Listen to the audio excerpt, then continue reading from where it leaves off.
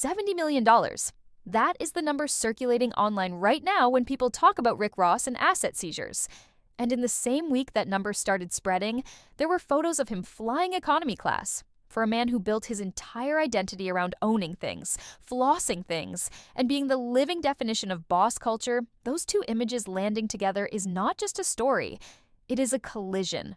Whether the numbers are accurate or not, the narrative is already out here moving at full speed, and we are going to break down every layer of it. What is real, what is being misread, and what this whole situation actually says about the empire Rick Ross spent 2 decades constructing. To understand where he is right now, you need to understand how high he built himself up. William Leonard Roberts II came out of Carroll City, Florida. Not exactly the kind of neighborhood that hands people private jets and mansion keys. What he did was study the culture, study what power looked like, and then build a persona so fully committed that the industry had no choice but to take it seriously. When Hustlin' dropped in 2006, it was not just a record, it was a declaration. The production felt like money, the voice felt like authority, and the image, the size, the beard, the jewelry that looked like it weighed as much as a small child, all of it worked together to create something hip-hop had not seen in quite that way before. From there, the expansion was real. Maybach Music Group became a label that launched actual careers. The Wingstop franchise moves got reported as serious business wins. The estate in Fayetteville, Georgia, over 100 rooms, multiple pools, a property so large it became a landmark in conversations about rapper real estate. The car collection, the Bel Air chains, the private jet content so consistent that fans just assumed that was his default mode of transportation. For a long stretch, there was no reason to question any of it because the music was selling, the tours were running, and the collaborations kept coming from the biggest names in the game.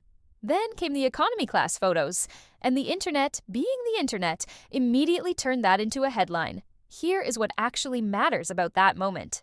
Flying commercial does not mean you are broke. Plenty of wealthy people fly commercial regularly for 100 different reasons. But for someone whose entire brand was built on the visual of excess, on the promise that he never had to compromise on comfort, the image of Rick Ross in a standard airline seat hit different. It was not about the logic of it, it was about the brand of it. And when your brand is your most valuable asset, anything that contradicts the visual becomes a problem. The comments were brutal. People who had been keeping quiet thoughts about his finances suddenly felt like they had permission to say them out loud. And once that question got into the air, people started going back through the timeline looking for more evidence. They found the tax lien headlines, they found the legal dispute stories, and then they found the $70 million asset seizure claim. Here is what that number actually requires to understand properly. Asset seizure in legal and financial context can mean several different things. It can mean a court placed a hold on certain assets pending a dispute. It can mean tax authorities moved against property to collect unpaid obligations. It can mean a judgment was entered and someone is trying to collect. What it does not automatically mean is that someone is wiped out or financially destroyed. The $70 million figure getting thrown around online as though it represents a single catastrophic loss is a significant oversimplification of what these kinds of legal and financial actions actually involve. But here's the real kicker. Even if the technical explanation is more nuanced than the headline suggests, the headline is already out there. And in celebrity culture, perception moves faster than facts. Once the asset seizure image gets stacked on top of the economy flight image, people stop waiting for the full picture. They start finishing the story themselves. And that is exactly where 50 Cent comes in. Because you cannot have a Rick Ross financial controversy without addressing the man who has made it his personal mission to keep these questions alive. Their beef has never been purely about music. It has always been about narrative control. And 50 Cent understood early that the fastest way to damage Rick Ross was not to release a diss track and move on. It was to consistently, publicly attack the foundation that the Rick Ross brand was built on. The trolling strategy is actually sophisticated when you look at it closely. He posts content that is clearly comedic but makes specific financial and credibility claims, and it puts Ross in an impossible position.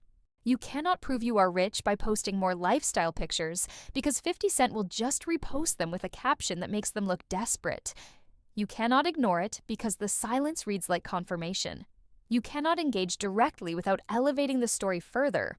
It is a trap, and the cumulative effect of years of that approach is that certain questions about Rick Ross have stayed alive in public conversation even during stretches when there was nothing genuinely new to report. Every time a financial headline emerged, 50 Cent was there amplifying it to millions of followers. Now, here is the part that most people watching from the outside consistently get wrong about celebrity wealth at this level. When someone sees a rapper with a Maybach and an estate, they assume the rapper owns those things outright and has unlimited cash on top of that. What they do not see is the financing arrangements, the business partnerships, the label advances that have to be recouped, the management percentages, the touring costs, and the extraordinary ongoing expense of maintaining a public image at that scale. Net worth, the number that gets thrown around in fan debates, is total assets minus total liabilities. It includes real estate value, business equity, catalog ownership. What it does not represent is liquid cash sitting in an account ready to spend. A person with a $50 million net worth might have $40 million tied up in real estate that has not sold, $5 million in business equity that cannot be easily converted, and tax obligations eating through whatever remains. That is not broke, but it is also not the unlimited access the imagery suggests. Rick Ross's specific holdings are particularly susceptible to this misunderstanding. The Wingstop franchises have real value, but that value runs through physical businesses with staff, overhead, and operating costs. The estate requires constant maintenance, utilities, insurance, and security at a scale that most people genuinely cannot visualize. The music catalog has value, but how that translates to monthly income depends on streaming performance and licensing activity that fluctuates. None of this means he is struggling. It means the picture is far more complicated than either his most committed fans or his loudest critics are willing to admit. The music side of this also deserves an honest look. Port of Miami, Trilla, Deeper Than Rap, Teflon Don. Those records arrived during a period when Ross was genuinely at the center of hip-hop conversations. He was the voice on the biggest DJ Khaled anthems. He was the feature that elevated other people's records. That period of dominance generated serious income across every stream. The music industry then changed in ways that affected almost everyone working at that scale. Streaming restructured the revenue that physical and digital sales used to produce. The cultural moment shifted toward different sounds and different personalities. His core fan base stayed loyal, but the commercial footprint narrowed. The touring income, which at his peak came from headlining major shows and international runs, fluctuates with cultural relevance in ways that can shift significantly from year to year. That is not a failure. That is the natural arc of a long career in a fast-moving industry. But it does mean the income picture looks different than it did in 2012.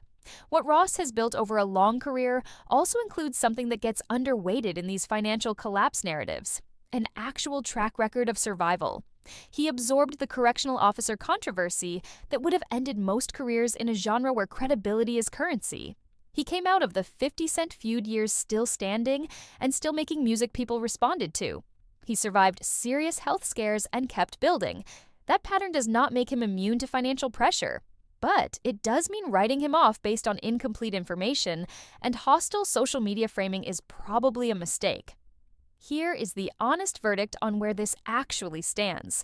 The $70 million asset seizure claim requires sourcing and context that the viral versions of it are not providing. The economy flight is real, but not evidence of collapse. The tax and legal headlines have been part of his public story for years without destroying him. And the business ventures continue to exist even if their current margins are not public information. What is genuinely true is that the narrative around Rick Ross and money has shifted in a direction that directly threatens the most valuable thing he owns: the image itself. For a man who made luxury his identity and ownership his entire brand, even the conversation about financial pressure is a kind of earthquake. Because his power was always built on the premise that this conversation would never happen. It is happening now. And what Ross does next will tell us more about where things actually stand than any viral post ever could.